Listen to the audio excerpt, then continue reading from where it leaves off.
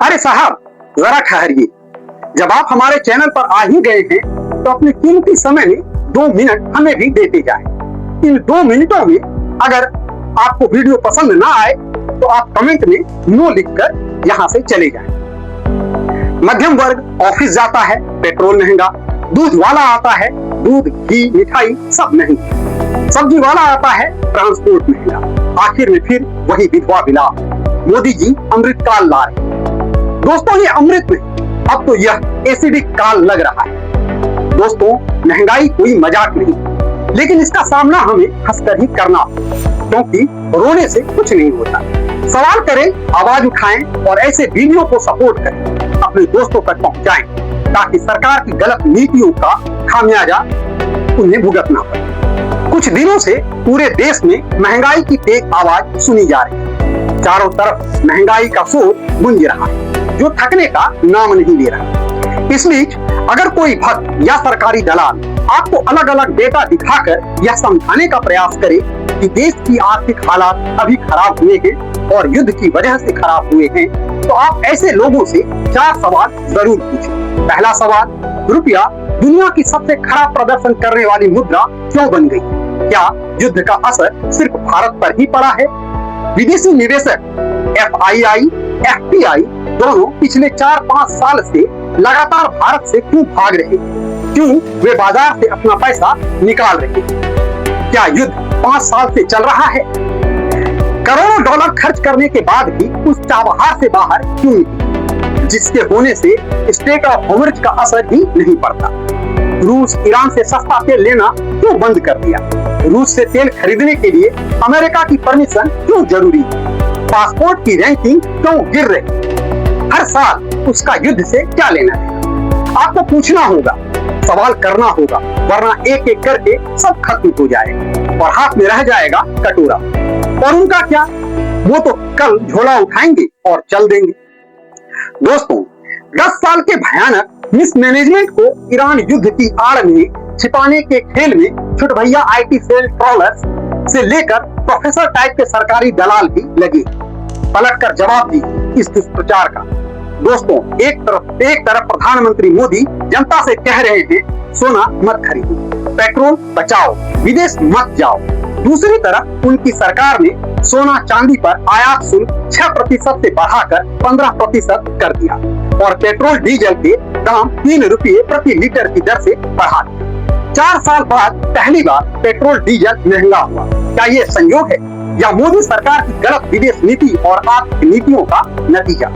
सवाल यह है कि अंतर्राष्ट्रीय बाजार में जब क्रूड ऑयल की कीमतें गिर रही थी, तब केंद्र और राज्य सरकारों ने एक्साइज ड्यूटी और वेट बढ़ाकर रेवेन्यू जुटाया, यानी क्रूड सस्ता हुआ पर टैक्स बढ़ने से कंज्यूमर को इसका कोई फायदा नहीं हुआ। महामारी के बाद सरकारों पर वेलफेयर स्कीम्स, इंफ्रास्ट्रक्चर और फिस्कल डिफिसिट का दबाव भी था, इसलिए फ्यूल टैक्स रेवेन्यू का बड़ा स्रोत बने। क्रूड ऑयल सस्ता होने पर कंपनियां या सरकार मार्जिन टैक्स एडजस्ट कर लेती, लेकिन पंप प्राइस उतना नहीं गिरता। फिलहाल जारी ईरान अमेरिका तनाव या वेस्ट एशिया जियोपॉलिटिकल रिस्क से क्रूड ऑयल की कीमतें बढ़ी, तो ऑयल मार्केटिंग कंपनी यह तर्क दे रही है कि इनपुट कॉस्ट बढ़ गया है, इसलिए रिटेल प्राइस बढ़ाना जरूरी है।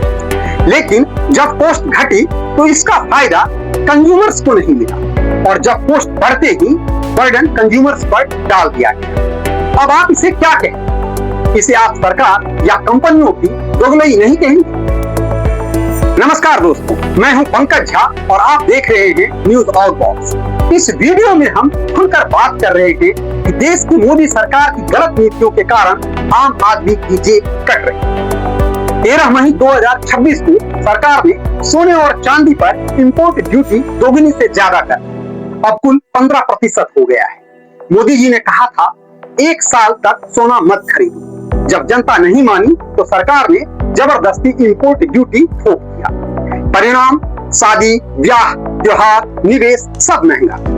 ज्वेलरी इंडस्ट्री में छटनी शुरू हो गई है। कालाबाजारी का खतरा बढ़ गया है। छोटे ज्वेलर्स व कारीगर की बर्बादी स्पष्ट दिख रही। ये वही सरकार है जो 2016 में नोटबंदी के समय कह रही थी कि सोना चांदी का कारोबार साफ होगा। आज 10 साल बाद भी यही हाल है। 15 मई 2026 को देश में पेट्रोल और डीजल 3 रुपए प्रति लीटर की दर से महंगे कर दिए। दिल्ली में पेट्रोल अब 97 से 98 रुपए के बीच बिक रही है, तो कई शहरों में ये 100 के पार जा पहुंचा है। बिहार में तो यह 110 का कांटा पार कर चुका है। सवाल है कि सरकार ने आखिर दाम क्यों बढ़ाए? आपको जवाब मिलेगा ईरान इजराइल युद्ध।